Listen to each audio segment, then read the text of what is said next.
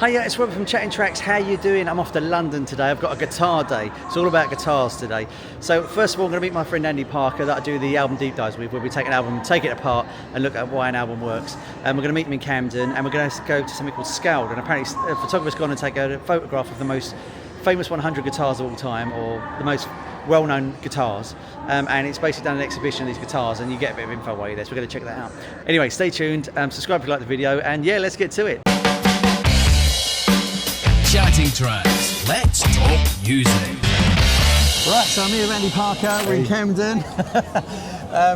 So in my infinite planning ways, I've got us tickets to the venue, but we don't actually know where it is, so so now we've got to try and find it. And are you excited about seeing this? I am definitely excited about seeing this, and I'm also excited to explore Camden a little bit while we find it. Yeah, it's been a while since we've both been here, I think, isn't it? Yeah. As I'm in London, I'm a bit of a record collector, but you're cheeky not to, isn't it? One of the best ones in Camden, this is. Okay, so me being me, I totally cocked it up, and we're not in Camden, we're at the wrong place, as ever. Andy, where are we? We're in Shoreditch. Which, for people that don't live in London, is nowhere near it, it's miles away. But they always give me the directions, and I always get them wrong, and I always say, don't let me do it, because I will cock it up. Anyway, we're actually finally in now, so we're just walking up to the exhibit. There we go. So right, we're just about to go into the exhibition. Andy, what are your expectations for it? What do you think is going to be in there? I'm very excited to see this. There's, from what I can gather, it's a lot of photography. Yep. Based around people's guitars and the damage on them, and the stories around the aging of the guitars. So I'm very excited to see this. There should be some interesting stuff there. Sweet. We've not checked if they're going to let us film in there. We're going to find out in a minute, but let's find out. If not, we'll give you a view when we get out.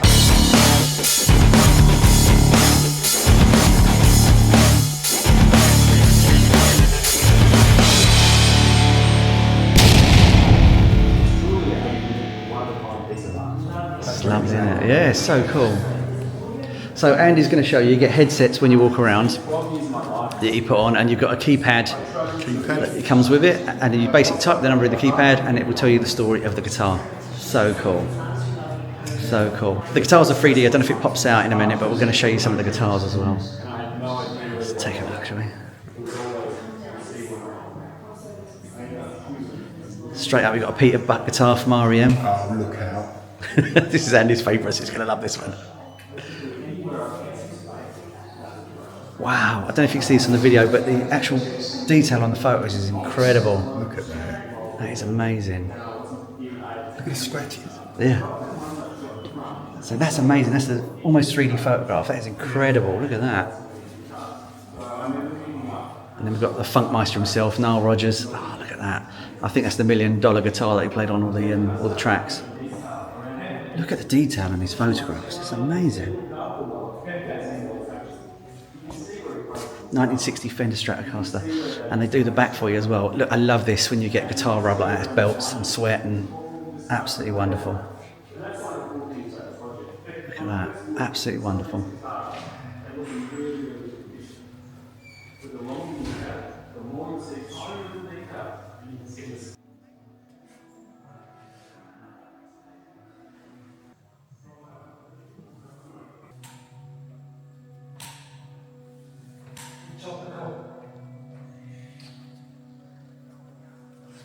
Okay, so I'm just going to narrate some stuff because obviously me and Andy were there with other people, and it wasn't fair for us to keep talking over their experience because they've got headphones on just like us, and we didn't want to get in the way of their experience of this fantastic exhibition. So a little bit of history on the exhibition. For the last 12 years, award-winning photographer Kane Hibbit has travelled the world seeking out these guitars.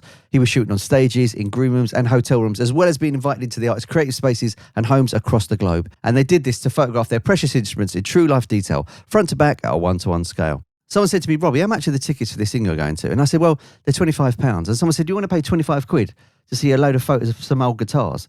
But let's not forget, this is an art exhibition and this is an art show, and that is really reasonably priced. And also, let's not forget the breadth of the guitars you get. You get George Benson, Nuno Bettencourt, Paul McCartney, Brian May, Lita Ford, Tim Ferriss, just to name a few. And it's been 12 years of work. So to me, this is completely justified. And when you see the detail in the photos when you're there, you completely understand why you're paying the money for this fantastic exhibition. The exhibition runs from June the 12th to the 30th of August, 2025. So get your tickets now, get in there and see it. There'll be a link in the description below. You're not going to want to miss this. Honestly, if you do, you're going to be gutted. So far, I'm super impressed. I can't believe what I'm seeing. The detail in these photos are absolutely incredible. The range of the guitars is absolutely incredible as well. You've got like acoustic guitars, you've got famous rock guitars, You've got male and female guitars, or gender fluid guitars, when we say, but it's amazing. The detail on some of these pictures, I don't know if the video is going to do it justice, but you can just see the sweat, the scratches, the tears, all over these guitars. It's absolutely amazing. Okay, Andy, so pretty much halfway through, what do you think of it so far? I am properly nerding out. There's some really interesting stories in here. Peter Frampton I'm listening to at the moment. What a great story. There's a guitar just around the corner that's missing half of the head. And the story behind that is incredible. If you're a nerd like me about guitars and music, you need to get here before the end of the month and have a look at this, because it's incredible. Okay, so if I have to pick a favourite so far, it's got to be the Captain Sensible guitar. I absolutely love this one. And it's not because it says Cliff Richard shit on the back. I just think it's a really cool guitar. You can tell this is a lived-in guitar that's been used. I really like that. It's really cool. And I love the see-through plexiglass there as well. This is brilliant. It's sort of original customised at the same time. I think that's what I really like about it. And like I was saying, the back of it's really interesting. He's got Captain Sensible written on it. And that Cliff Richard thing. Well, if you're going to make an opinion, might as well put it with a guitar, I suppose, but brilliant. So it's quite easy to have a look at a guitar and not really be that interested in it. I mean, a guitar's a guitar. When you see one, you pretty much see them all. But when you look at something like this, there's clearly a story there. And it's the fact that the story is in your ear as well, and it's talking you through what you're seeing in front of you. Really what brings this all together. It's such a wonderful experience. And what about guitars that you're not too sure on? I like to see the marks and the life in the guitar, and that's what's really interesting to me about this exhibition. Something like this Laura Jane Grace. I mean, it's got a few marks on it, but there's nothing there that grabs your eye and makes you go, oh, what's the story behind that? So these ones I'm not so much drawn into. But others, like the one next to you, there's a lot of dirt going on there, a lot of marks around the jack input. And they're the sort of things that I'm interested in. How did that get there? What's that all about? This is really cool. This is Joan Jett's guitar. Look at this. This is really nice. Got a Black Heart sticker on it. That's really cool. 1965 Gibson. And the back of it's just even more interesting. Look, you see all the cracking on the headstock. Look at that. It's lovely. All the paint's coming off. It really does feel like you're looking at a real guitar. It's amazing. Save a cow, be a vegetarian. Oh, eat a vegetarian, sorry. Sound City, where they recorded a lot of albums. Fantastic. Beautiful guitar. I mean, this Terry Hessel's guitar, that's not just got scars, is it? That's got battle wounds. That's been beaten. Look at the headstock. Up there. That's been carved away. You've even got the end frets missing there. Oh yeah. I mean, I'm not going to tell you what the story is behind all that, because that'd ruin the experience for you. But the story behind that is incredible. It's just such a wonderful looking guitar, and it's got so. I mean, you look at grizzled old men. Yeah. And you can see that they've got a story to tell. And this here. Is the fact that you get the stories with the guitars adding to the experience? Yeah. If it was just photos, would it be just as good, or would it? No, I think it would have an impact, just the photos. But the fact that you get the story with it as well fills in the blanks for you. You know, because you can make up a story about that guitar in your own mind, and it wouldn't really mean anything because it's the story that you've made up. But the fact that you get the actual real, like, how did the top of that headstock get worn away? And you now know how that happened and where those battle scars have come from. That's what really brings this exhibition to life. It's just so well put together. Okay, so another favourite for me has to be this one. Anybody who knows me knows I love Slade, and this is Dave Hill's guitar.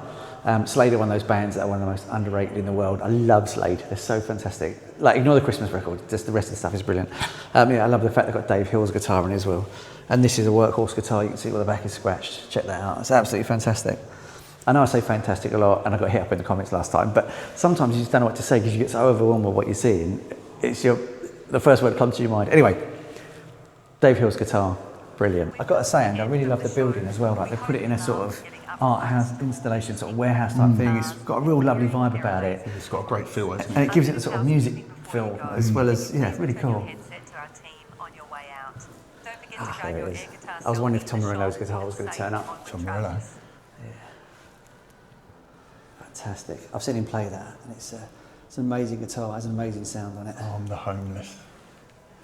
That's an iconic guitar, isn't it? Yeah, definitely.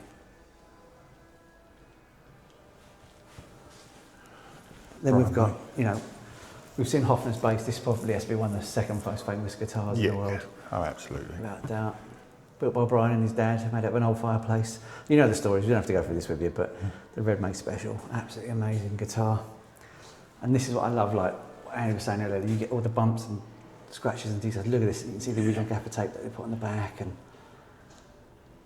you know, I'd happily just own that. Yeah, well, that's Brian the story. says, do you want a bit of gaffer tape that my hip has rubbed against for the last 10 years? But yes, please, I'll take that. Thanks very much. What great vision, though, to come up with that idea, to put this together and tell that story. Yeah. What a wonderful vision. I wish I'd thought of it. Like, it's hard to get all the guitars, because you're looking around going, oh, there's that guitar, there's that guitar. And I'm trying to fill as much as I can for you. And we're trying to get some classics in there, plus some new stuff as well. This I've recognised completely. This is Kurt Hammett's guitar. The old Boris Karloff on it. I've seen that live as well, that guitar. It's an absolute shred, that guitar, amazing. And it's just trying to get it all in for you. There's been some tracks played with that thing. Yeah, yeah. Wow, we've got a Jane Wilden guitar from the Go-Go's. Check this out. This is amazing. And I love this. Look, she's got Twinkie Winkie and stickers. That's fantastic. That's Tinky Winky, not Twinkie Winky. So yeah, customised it a little bit. Brilliant.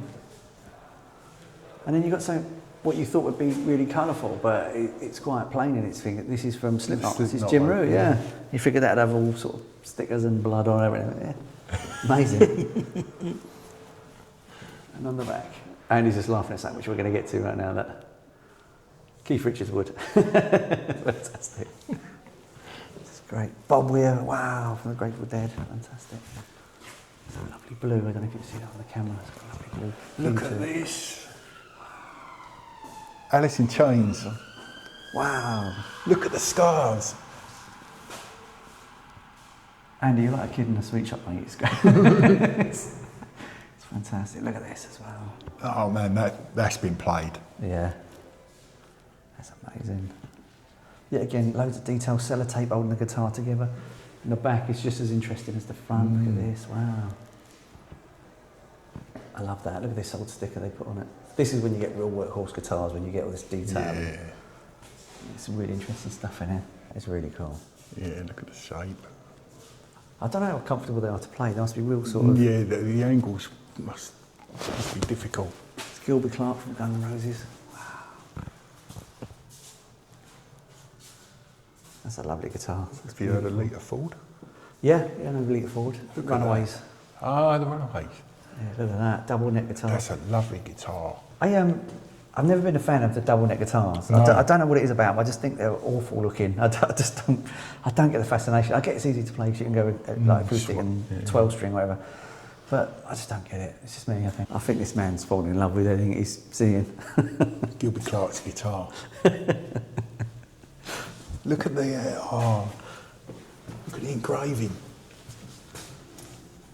It's lovely, isn't it? And the details of the photos is incredible, because this is a photo of people, this isn't the actual guitar. It's amazing. But then look at the wear on it as well, the scratches in the metal. It's just brilliant. I wonder if it's going to go green, you know, like metal does. Noodles from the Offspring, wow. Nuno Betancourt. Is that the More Than Words guitar? That would be Get the Funk Out, I think. Something like that.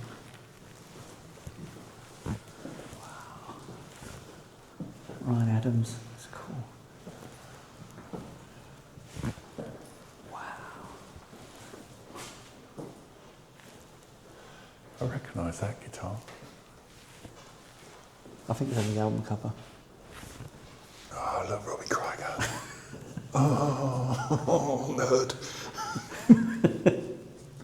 Nerd.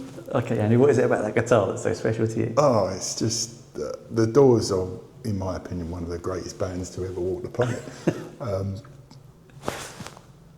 And I've yet to hear the story on this one, but I would imagine that that is the one where he wrote some real classic Doors songs that he doesn't really get the credit for. What he might write Light My Fire on it I maybe would 2 imagine times. I would imagine that Light My Fire was written on that one. Yet to know for sure, but oh wow. Look at the man nerding off. It's worse than me. Let's get a closer look for you. Look at this beautiful guitar, Gibson. Wow. Is it Gibson SG? Is that what it would be? Yeah. Beautiful. Imagine what that's seen. It's back in Jim Morrison's guitar at one point as well, wasn't it? But back in Jim. Wow, check that out. Beautiful. What? That is a beauty, that one. Seeing this guitar here reminded me of Mark Knopfler and the silver guitar from Brothers in Arms. Yeah. That'd be a lovely photo to see. And we've got to do a special mention to this one. This is Martin Gore from Depeche Mode. Me and Andy are both Essex boys, so much love to this guitar. Anything Essex and you're all right. This is super interesting. This is Steve Albini's guitar. It's got a T-shape cut into the top of the neck. It's fantastic.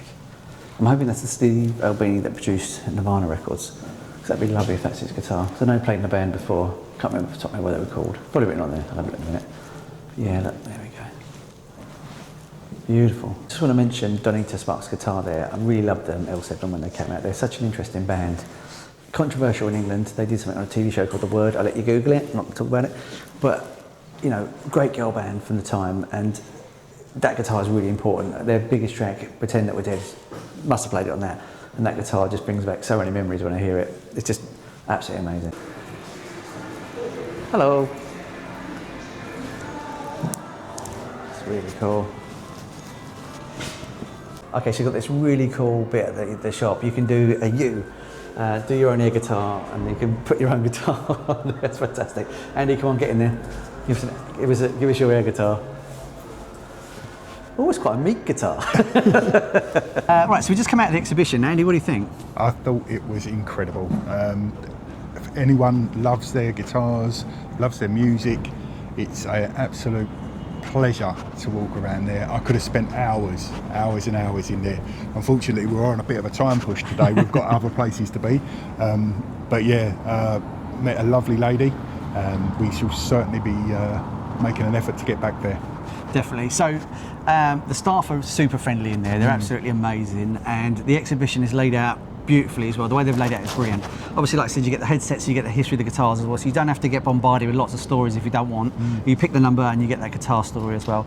I like the fact it's in a sort of like museum, sort of almost like a warehouse, so you get a sort of grunge feel about the whole thing as well. That's really super unique. Also, the time frame, you just get the ticket and you can turn up whenever you want. So like today, we're on a bit of a time rush, so we've got to be somewhere at 3 for another guitar, but with that one, you can just sort of basically walk in between the opening hours, and it's kind of freeform, and they were so kind, they said we could come back if we missed anything. So, you know, it's run beautifully, it's a great exhibition, and the fact it's so free like that really gives it a sort of rock and roll vibe as well, which is really nice. Like, you're not stuck to a certain time, you haven't got to be there by 2 o'clock, and if you don't make it, that's that. It's got a lovely freeform about it. The guitars they chose as well is a lovely selection. You've got acoustics, you've got like artists that are really popular, artists that are not as well known as well. Bass guitars. Yeah, you've got bass guitars as well in there as well. We've hinted that maybe they should do a drums set next, do some drums, because I love drums, as Andy knows. So, okay, and if there was a guitar missing in there, what do you think they should have had in there if there was one guitar missing? If there was just one guitar missing, I would have loved to have seen Mark Knopfler's steel guitar. It's such an iconic guitar from my childhood. Where it takes centre stage on the Brothers in Arms album. Yeah. And so it's one of those guitars that is instantly recognisable. And I would have loved to have seen that and heard some stories revolving around that guitar. But saying that, there's not a lot missing in there. There's so much stuff you can view. It's absolutely fantastic. Get yourself some tickets. Get down there as soon as you can and watch it. I think you're going to miss out if you don't. The way the 3D effect works on the guitars as well, it makes it feel like you're actually in front of the guitar. That's amazing. It does, yeah. The way that works is incredible. So yeah, thanks for having us down today. The staff are absolutely fantastic. We can't say how great they are. They're so welcoming and warm. They're absolutely wonderful. And yeah, we hope you enjoyed it.